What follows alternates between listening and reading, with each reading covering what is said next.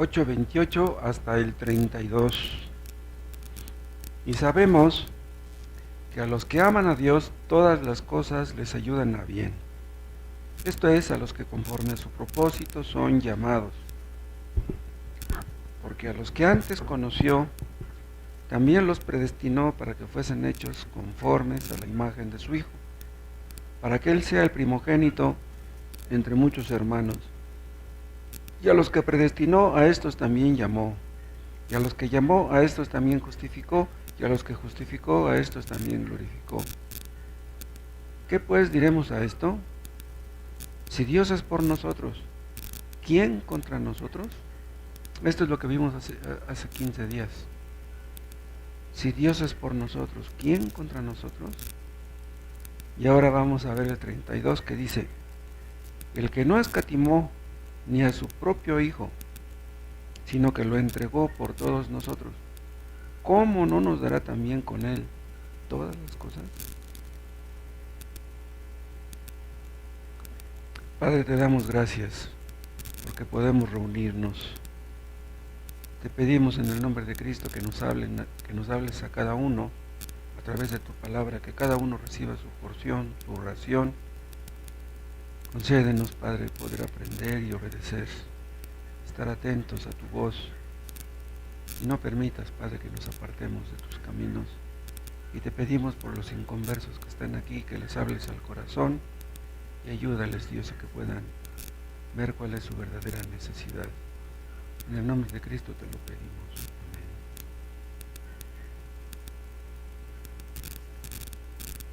Amén. En el 29 habla de los que son predestinados. Y esos predestinados son también los amados. Fueron predestinados porque Dios los amó desde la eternidad, no porque hayan sido buenos. Los predestinados son llamados, son justificados, por fin serán glorificados, como vimos hace 15 días. Los que son amados por Dios reciben todo el paquete. Pero, ¿cómo podemos estar seguros de que Dios hará todo esto? ¿Cómo podemos estar seguros de que Dios cumplirá esta promesa? ¿Cómo podemos estar seguros de que Dios nunca dejará de amarnos? Nosotros nos cansamos de los que nos defraudan, de los que nos decepcionan, de los que nos traicionan, de los que nos fallan, y decimos, todo tiene un límite, ya no voy a perdonar más. ¿Cómo podemos estar seguros de que Dios no hará eso? Si nos miramos a nosotros mismos, podemos llegar a concluir que un día Dios se cansará de nosotros, como nosotros nos cansamos de otros. A menudo le fallamos a Dios.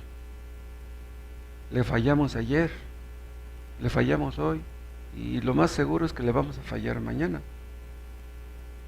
¿Es posible que Dios nos ame a pesar de que somos como somos? ¿Es posible eso?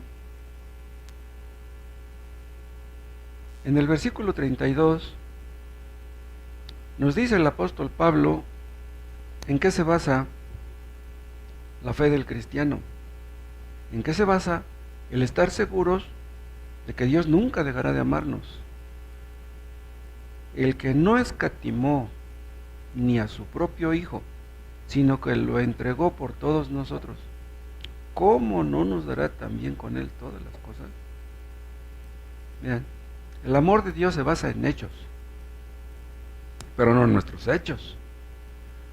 Porque si se fuera a basar en nuestros hechos, no, pues, al menor error que cometiéramos, pues dejaría de amarnos.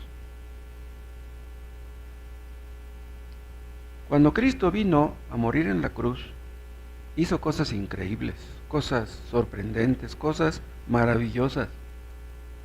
Si entendemos bien lo que Cristo hizo en la cruz y creemos en eso, entonces podemos estar seguros de que nunca nos dejará de amar. Bien seguros. Si estamos seguros que Él nunca dejará de amarnos, podemos estar seguros en la vida y en la muerte. Venga lo que venga. Todos fallamos. No hay ningún cristiano en el mundo que no falle. Pero nuestro Dios no falla. Cristo no falló en nada de lo que vino a hacer cuando anduvo en este mundo. Y no falla ahora tampoco, mucho menos ahora.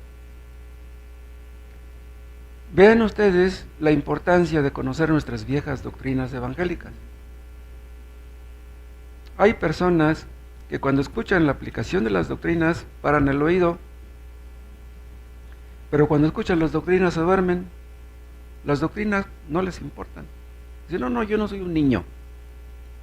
Yo no quiero que me estén dando explicaciones. A mí díganme lo que tengo que hacer y yo lo voy a hacer. Pero esas personas no entienden que si no entienden la doctrina no pueden ponerla por obra. Si entendiéndola no garantiza que la vayamos a poner por obra, pues menos no entendiéndola. Los que se duermen cuando las doctrinas son explicadas, esa es muy mala seña.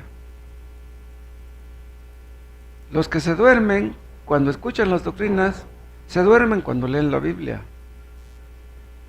Los que se duermen cuando leen la Biblia es que la Biblia no les importa. Dios no les importa. Si leen una novela de García Márquez no se duermen. ¿Por qué se duermen cuando leen la Biblia? La Biblia nos habla, Pablo nos habla en sus epístolas, primero de doctrina y por último de práctica. Primero nos dice qué es lo que tenemos que hacer y por qué, y luego nos dice cómo. Debemos entender primero qué es lo que Dios nos dice, entenderlo bien y por qué nos lo dice, para después aspirar a ponerlo en práctica.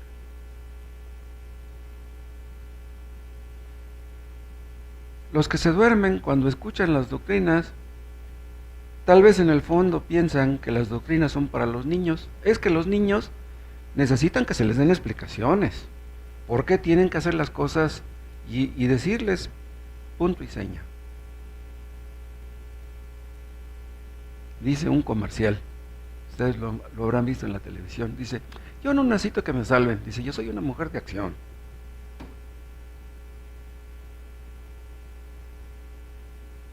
Así puede decir una mujer que no es convertida. Yo no necesito que me salven. Yo no necesito de un salvador. Díganme qué tengo que hacer y yo lo voy a hacer. O sea, yo me voy a salvar a mí misma. No, nadie se puede salvar a sí mismo.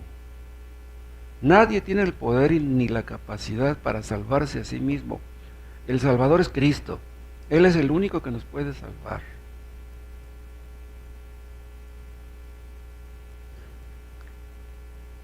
Los que no quieren escuchar las doctrinas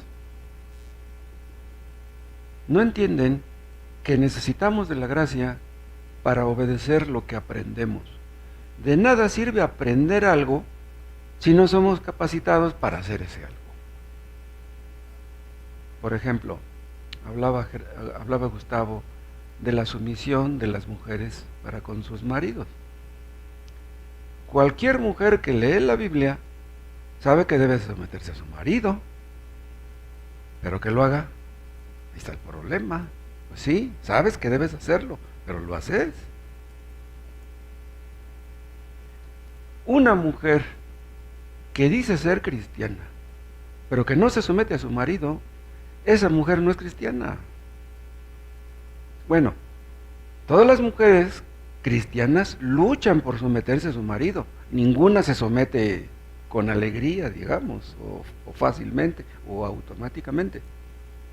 Pero una mujer que dice ser cristiana, Dios le ayudará a someterse a su marido. Y lo mismo se dice por su contraparte. Todos los creyentes sabemos que debemos amar a nuestras mujeres, pero una cosa es saber que tenemos que amarlas y otra cosa es que las amemos. Dios no se fija en lo mucho que entendemos. Dios se fija en si obedecemos. lo que entendemos.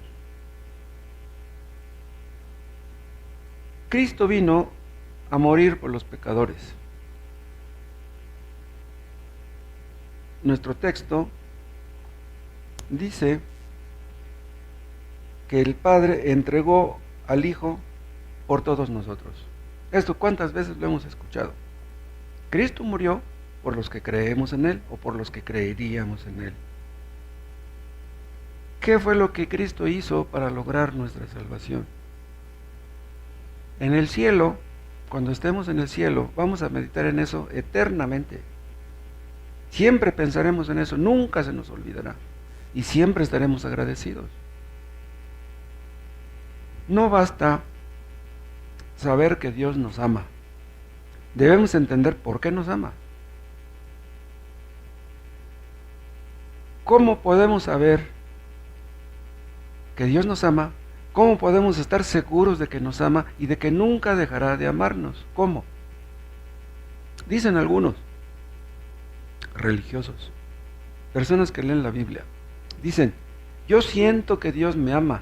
Ah, tú lo sientes, pero ¿cómo puedes estar seguro de que te ama? ¿En qué te basas tú para decir que Dios te ama?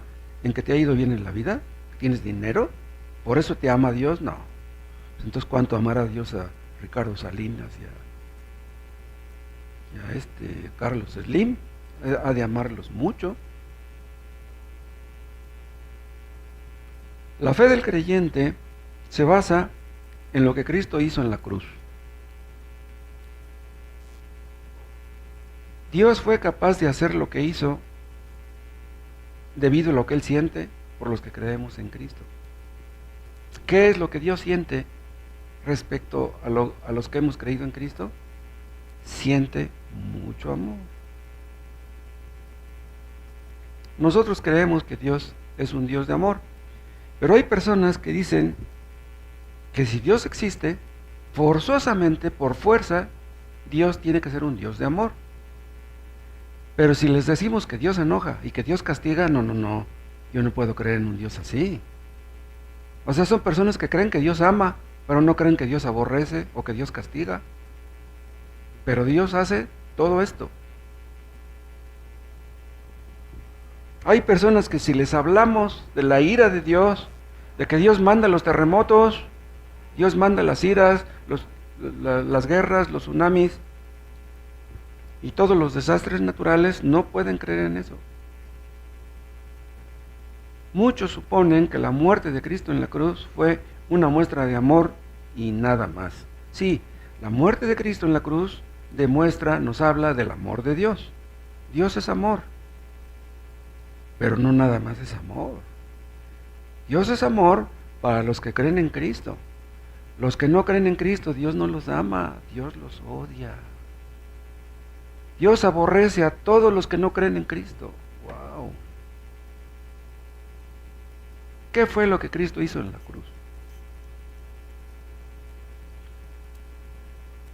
Si Cristo no hizo lo que hizo en la cruz, entonces su muerte fue la de cualquier otro. Cuando Cristo murió, su muerte no fue como la de cualquiera de nosotros. La muerte de Cristo fue algo muy especial. Muchos van a Iztapalapa en la Semana Santa a ver las 3 caídas. Esas personas que van a ver las 3 caídas, ¿creen en lo que Cristo logró en la cruz? ¿No? ¿No creen? Si creyeran en lo que Cristo hizo en la cruz, no irían a Iztapalapa.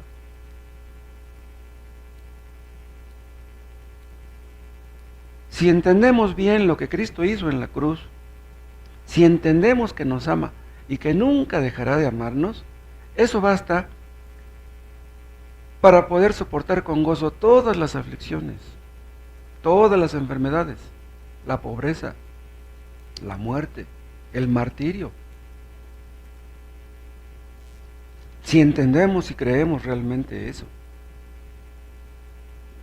Si un creyente cree que Dios le ama y que nunca dejará de amarlo, si está en terapia intensiva, no duda del amor de Dios. Si le da el COVID más feo, no duda del amor de Dios. Si le da el cáncer, O si está en un edificio de 30 pisos hasta arriba y de repente viene un terremoto, no duda del amor de Dios. O si está en el potro de tormento, si lo están quemando vivo, no dice, Dios me ama, aunque me maten, Dios me ama. Nos refugiamos en Cristo, no en nuestras obras. Imagínense que un mártir lo están quemando vivo y se pone a pensar, ay, ¿cuántas buenas obras hice? ¿Podrá estar confiando en sus buenas obras? Si ustedes creen que Cristo los ama, que Cristo murió, derramó su sangre por ustedes, ustedes pueden soportarlo todo lo que venga. El hecho de que Dios nos sostenga en medio de la aflicción no depende de nuestros sentimientos. ¿Depende de qué entonces? Depende de Dios, de que Él es fiel, de que Él es veraz, Él no puede mentir. Depende de su amor eterno. Muchos creen que Cristo murió en la cruz, pues porque los romanos y los fariseos lo crucificaron y lo ven como una víctima. Ay, pobrecito del Señor Jesús, es injusto que lo hayan matado, Él no merecía la muerte, Él era bueno, ¿por qué lo mataron? Fue una víctima de los malvados romanos, pero no pueden ver la mano de Dios en ello. ¿Por qué murió Cristo en la cruz? Sí, lo mataron los romanos, pero ¿saben una cosa? Quien mató a Cristo realmente en la cruz fue el Padre. Fue Dios el que mató a Cristo en la cruz. ¡Wow! ¿Pueden ustedes entender eso? Los que creen que Cristo era una víctima y que sufrió una muerte injusta, en el fondo dan a entender o creen que la muerte de Cristo no sirvió de nada. Pobrecito. Trató de reformar el mundo, pero no pudo. Miren, lo mataron. La muerte de Cristo fue un fracaso. Lo que dice el Papa Francisco, que la muerte de Cristo fue un fracaso. Nosotros, los que creemos en Cristo, vemos a Dios detrás de los romanos y detrás de los fariseos. Quien le quitó la vida a Cristo fue el Padre. En la cruz se estaba librando una guerra cósmica, una guerra entre el bien y el mal, una guerra entre el cielo y la tierra. El mal con mayúscula en contra del bien con mayúscula. Pero los romanos y los fariseos no podían ver eso. Y los que van a Iztapalapa tampoco pueden ver eso. No entienden eso, que fue el Padre el que le quitó la vida al Hijo. Vean, Cristo murió en la cruz porque los romanos y los fariseos lo mataron. Esa es la responsabilidad humana. Pero Cristo murió en la cruz porque Dios lo mató. Esa es la soberanía divina. Las dos cosas estaban ahí metidas. Fueron hombres los que mataron a Cristo. Fue Dios quien mató a Cristo. No hay contradicción. Ese es el misterio del Evangelio. En eso nos basamos, en eso nos apoyamos. Esa es la gloria de Dios que está velada a los ojos de los hombres. No pueden entender eso. Y nosotros lo podemos entender en el momento que creemos en Cristo y que nos arrepentimos de nuestros pecados. Los que no se arrepienten de sus pecados no pueden entender eso. La fe nos hace ver cosas que los incrédulos no ven. Cristo lo entendía a la perfección. Antes de ir a la cruz, ¿se acuerdan que oró en Getsemaní y dijo, Padre, si es posible, pase de mí esta copa? ¿De qué está hablando? Si es posible que yo no muera en la cruz. O sea, él entendía que su vida no dependía de los fariseos y de los romanos. Él entendía que su vida dependía del Padre. Dice, si es posible que pase de mí esta copa. Pero ¿por qué le dijo eso al Padre? ¿Saben por qué? Porque a Cristo le horrorizaba la idea de llevar en sí un solo pecado. Cristo iba a llevar en la cruz millones y millones y millones de pecados. Si un solo pecado le horrorizaba, imagínense llevar millones de pecados. Él era puro y santo, como ninguno. Pero tendría que cargar millones y millones de pecados. Cristo entendía que si el Padre quería, las cosas serían de otra manera. O sea, si hay otra forma en que se puedan salvar a los pecadores, que así sea. Pero él sabía que no había otra forma. Pero vean cómo lo dijo en el punto de la desesperación. Él sabía que para que los pecadores fueran salvados, él tenía que morir en la cruz. Si no, no había esperanza para nadie. O sea, le dice al Padre, si es posible, pero él sabía que no era posible. Hay muchos que creen que el cristianismo es algo absurdo, algo grotesco, algo repulsivo. ¿Qué padre dejaría sufrir a su propio hijo? ¿O qué padre haría que su propio hijo sufriera? ¿Ustedes darían la vida de un hijo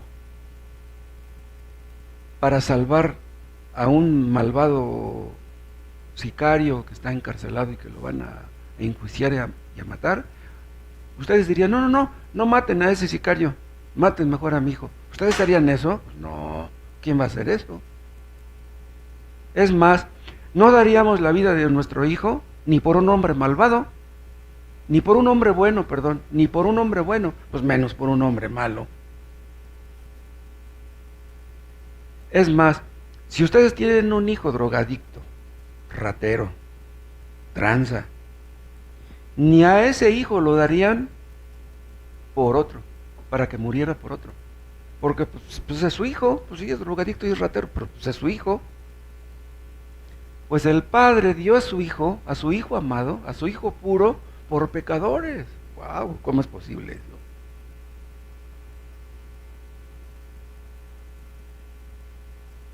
A un padre por naturaleza no le gusta ver sufrir a un hijo.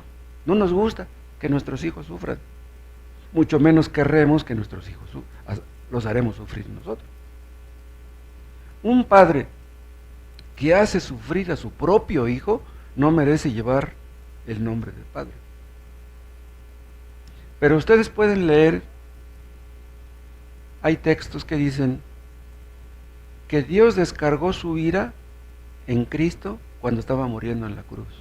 Cuando estaba muriendo, la ira del Padre estaba sobre Jesús. Era la ira que nosotros merecíamos. Cristo no merecía eso. ¿Qué clase de padre es ese? ¿Qué hizo que su hijo sufriera? Ese es el misterio del Evangelio. ¿Cómo explicaremos esto para que los hombres lo entiendan?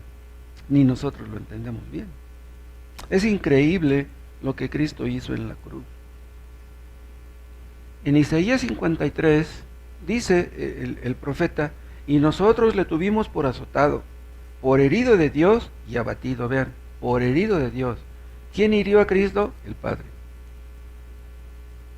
Y dice ahí mismo, todos nosotros nos descarriamos como ovejas, cada cual se apartó por su camino, mas Jehová cargó en él el pecado de todos nosotros. Y luego dice más adelante, aunque nunca hizo maldad, ni hubo engaño en su boca, con todo eso, Jehová quiso quebrantarlo, sujetándole a padecimiento. ¿Quién quebrantó a Cristo? El Padre. ¿Quién lo sujetó a padecimiento? El Padre. Cristo estaba en la cruz y dijo, Padre, ¿por qué me has desamparado? El Padre desamparó al Hijo para no desampararnos a nosotros. Mató al Hijo para no matarnos a nosotros. Pero vean una cosa, cuando Cristo dijo eso, esas palabras, Padre, ¿por qué me has desamparado? Se sentía desamparado, pero aún creía que el Padre era su Padre. Escuchen, cuando nosotros estamos en medio del dolor, en medio de la aflicción, en medio del sufrimiento, lo que nos sostiene es entender que nuestro Padre es nuestro Padre aunque estemos sufriendo. Imagínense que una persona que dice ser cristiana, de repente lo corren de su trabajo y no lo liquidan, queda sin chamba y sin dinero. Dice ser cristiana. Y llega a su casa y se pone a orar y le dice a Dios, ¿qué clase de Dios eres tú? Que me quitaste mi trabajo y mira, ni me liquidaron. No, yo ya no voy a creer en ti. No, ese fulano no es un hijo de Dios, no cree en Dios. Cuando estamos sufriendo, cuando estamos afligidos, lo que nos sostiene es entender que Dios es nuestro Padre, aunque estemos sufriendo. Y nunca dejará de serlo, nunca dejará de amarnos. Cristo en la cruz estaba experimentando la ira del Padre, pero Él no pensaba que por eso ya dejaba de ser su Padre. No, Él sigue siendo mi Padre, aunque me esté haciendo sufrir ahorita. Cristo le pregunta al Padre: Padre, ¿por qué me has desamparado? No sabía por qué, Él lo sabía. Cristo sabía que Él era desamparado por nosotros. Él fue desamparado para que nosotros no fuéramos desamparados. Cristo fue desamparado, pero Él no era culpable de nada, Él era inocente. Cristo padeció en la cruz lo que nosotros deberíamos haber padecido. Cristo llevó en la cruz el tormento, el castigo, el infierno que nosotros merecíamos. ¿Quién fue entonces el que murió en la cruz? No era un hombre como nosotros. Él era Dios, además de hombre. El que murió en la cruz era nuestro Creador, el que nos hizo. Se despojó de su gloria, vino al mundo, renunció a sus derechos. ¿Para qué? Para salvarnos.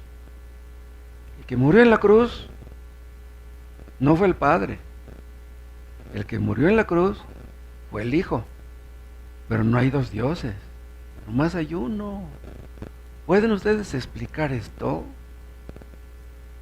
El que murió en la cruz era Dios. Los hombres mataron a Dios en la cruz, a su Creador. No mataron a un inferior.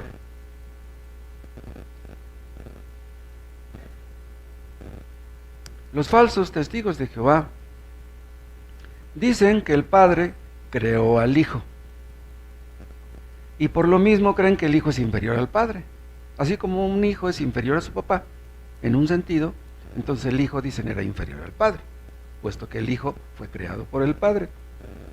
Si eso fuera cierto, entonces el Hijo sería una criatura, y si era una criatura, entonces no podía ser el Creador, no podía ser Dios. Pero nosotros creemos que el que murió en la cruz era Dios, era Dios mismo. En la cruz Dios fue crucificado. Dios cargó en Él el pecado de todos nosotros. Cuando Cristo moría en la cruz, el Padre y el Espíritu Santo estaban con Él.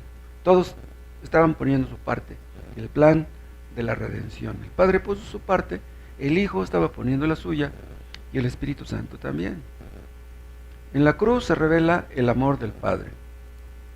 Dios es amor, ahí se ve el amor de Dios. El amor eterno para los que Él conoció, los que predestinó desde la eternidad. Pero también vemos la sabiduría de Dios.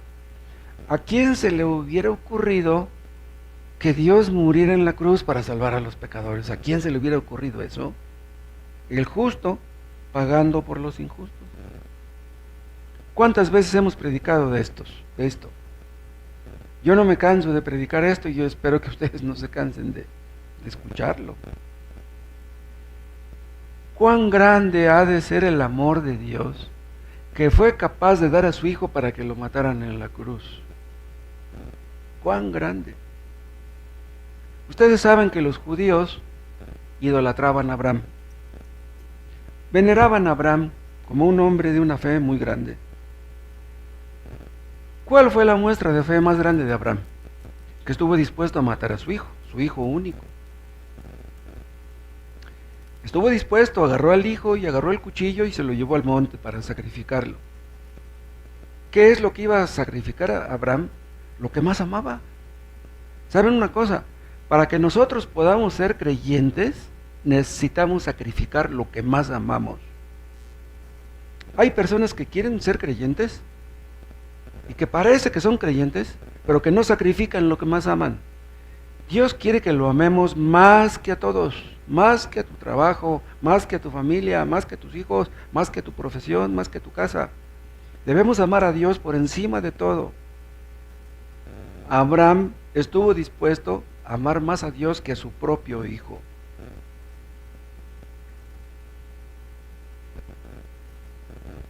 Los judíos idolatraban a Abraham, pero no lo imitaban.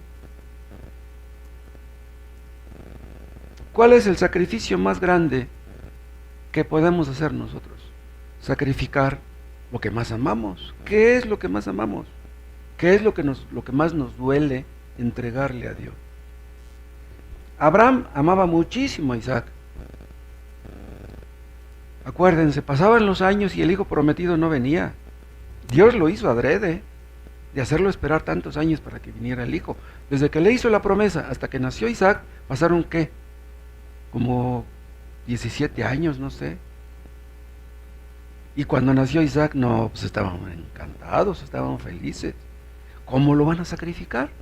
Tanto trabajo que nos costó tenerlo para sacrificarlo ahora. Ahora bien, el Hijo era eternamente amado por el Padre. El Padre se complacía en el Hijo. ¿Iba a ser capaz de sacrificarlo por pecadores como nosotros? ¿Por personas ruines y miserables que merecíamos la muerte? Pues fue capaz de hacerlo, lo hizo.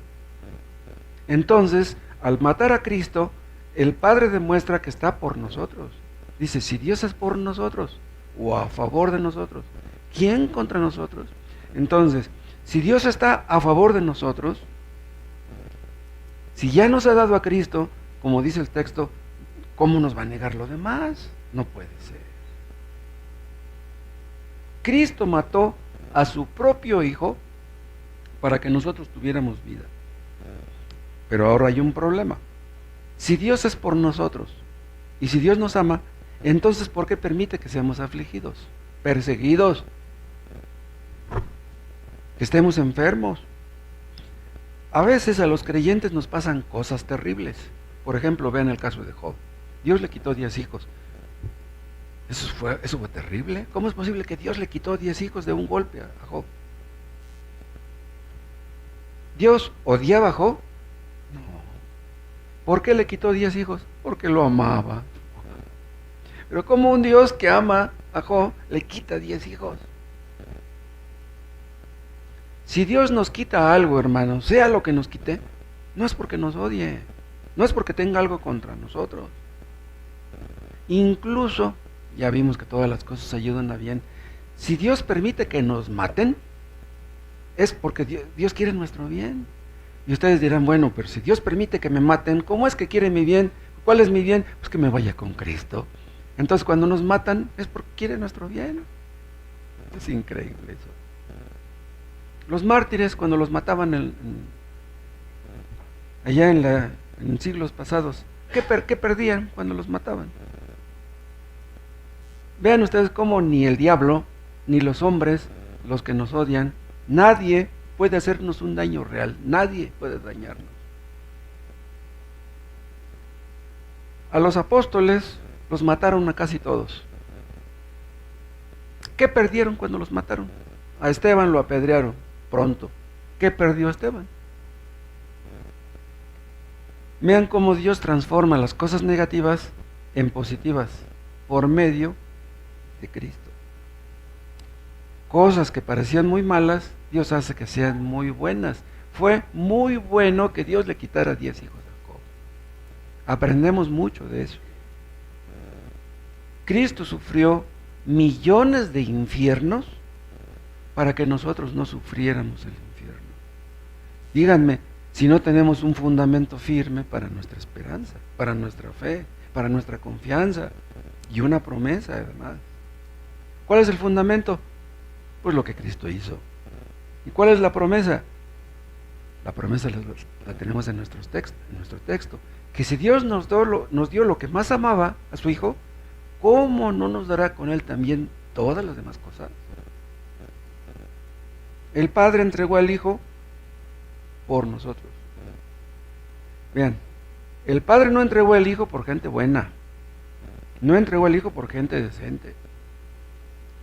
¿Dirá un creyente que merece que el Padre haya dado al Hijo a morir por él? Y yo merezco que Cristo haya muerto por mí porque yo soy una buena persona. Si el Padre dio al Hijo por personas que merecían la muerte, ¿será capaz de negarnos cosas inferiores? Si Dios nos dio lo máximo, no nos negará lo mínimo. Dice en el Sermón del Monte Cristo que debemos mirar a los lirios del campo para no preocuparnos por qué comeremos y qué vestiremos, ¿se acuerdan? Dice, si Dios viste a los lirios del campo, los va a vestir a ustedes. ¿Será posible que Dios nos deje sin tener ropa que ponernos? Ahora vean, si Dios no deja sin vestido a los lirios del campo, que no son sus hijos, ¿será posible que nos deje sin vestido a nosotros que sí somos sus hijos? Dios les da de comer a los pajarillos, pero Cristo dice, ustedes valen más que muchos pajarillos. Los pajarillos no son hijos de Dios, nosotros sí. Cristo no murió en la cruz por los pajarillos. Dios no escatimó ni a su propio Hijo. El Hijo era la alegría del Padre, el gozo, la complacencia del Padre. Todo lo que el Padre hizo, lo hizo para su Hijo, por medio de su Hijo. Todo por Él, para Él y de Él. Entonces, vean, el amor del Padre para con el Hijo era más grande que el amor de Abraham para con Isaac. Y aún así, lo sacrificó en la cruz.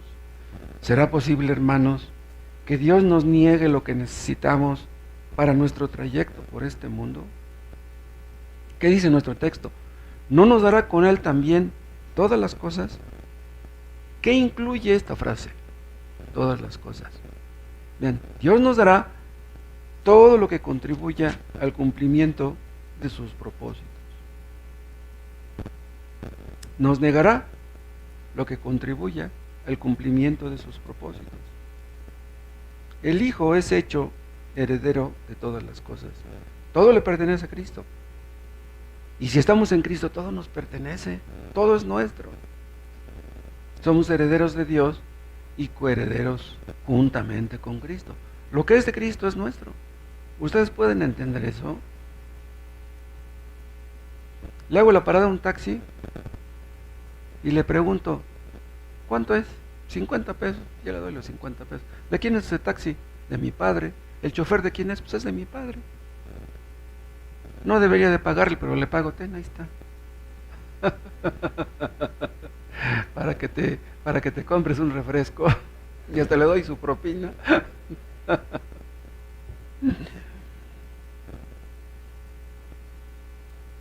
A Dios le ha placido honrar el nombre de su Hijo. Le ha placido mostrar su amor para con los suyos. ¿Y saben ustedes por qué? Porque ama a su Hijo y ama a todos los que están en Cristo. Entonces, por eso decimos, si Dios es con nosotros, ¿quién contra nosotros? Vean, hay personas que se ponen en contra de los cristianos, pobres. Hay mujeres que odian a sus maridos porque son cristianos. Hay maridos que se burlan de sus mujeres porque son cristianas. No saben en la que se meten esos maridos. Hay maridos que le pegan a sus mujeres. Ya estás leyendo otra vez ese libro, ¡pum!, le dan una cachetada. Pobres maridos, no saben lo que hacen. Hay de los maridos que le pegan a sus mujeres. Hay mujeres inconversas que ven a sus maridos leyendo la Biblia y ¿qué creen que les dicen? En lugar de ponerte a leer ese libro, ponte a trabajar para que ganes dinero. ¿Qué te ganas con leer ese libro? No saben. El Padre ama a los suyos y el que los toca, toca a la niña de su ojo. Mucho cuidado. El Padre ama a los suyos y por lo mismo se ha comprometido a no abandonarlos, a no dejarlos. Bien, abandonó a su Hijo, lo desamparó en la cruz, pero a nosotros no nos desamparará. ¿Cómo podemos estar seguros de que nunca nos desamparará? De que nunca dejará de amarnos. Vean, si siendo enemigos fue capaz de hacer lo que hizo, ¿qué no hará ahora que somos amigos? Peor, más aún, que somos hijos. ¿Será capaz de darnos las espaldas? Vean, Dios, hermanos, hará lo que ha prometido, no por lo que somos en nosotros mismos, sino por lo que somos en Cristo. Cuando el Padre ve a un creyente, No lo mira a él, mira a Cristo y a él que está detrás de Cristo. Hermanos, quiero invitarlos a que no permitan que se les metan en la cabeza las dudas del amor de Dios. Nunca duden ustedes del amor de Dios. Nos ha demostrado su amor de muchas maneras. Es más, quieren que les diga algo. Aún siendo inconversos, nos amaba cuando éramos inconversos. Imagínense ahora. ¿Y por qué digo que nos amaba? Nos amaba porque éramos sus escogidos, no porque fuéramos buenos. Nos demostró su amor enviando a su Hijo a morir en la cruz. Pero déjenme decirles, yo sé que aquí hay algunos inconversos. Yo sé que aquí hay personas que no son creyentes. Déjenme decirles una cosa, a ustedes Dios no los ama, pero puede amarlos. Si ustedes en verdad se arrepienten de su pecado y creen en Cristo, ustedes sabrán que Dios los ama, experimentarán su amor, sentirán su amor. Nosotros entendemos que Dios nos ama, conocemos el amor de Dios, ustedes no lo conocen. Hay personas que creen que Dios los ama y que ellos no aman a su pareja. ¿Cómo es posible que tú crees que Dios te ama y no amas a tu pareja? Si tú entendieras que Dios te ama, no podrías actuar de esa manera. Cuando ustedes crean en Cristo, cuando ustedes obedezcan a Cristo, ustedes entenderán que Dios los ama. Y lo que ustedes necesitan, déjenme decirles, es el amor de Cristo. Los amores humanos fallan. No pongas tus ojos en los hombres, no pongas tus ojos en las mujeres, no pongas tus ojos en tus padres te fallan. No pongas tus ojos en tus hijos te fallan. Todos nuestros hijos nos defraudan, nos fallan, pero Dios no nos falla. Pongan sus ojos en Cristo y Él nunca les fallará.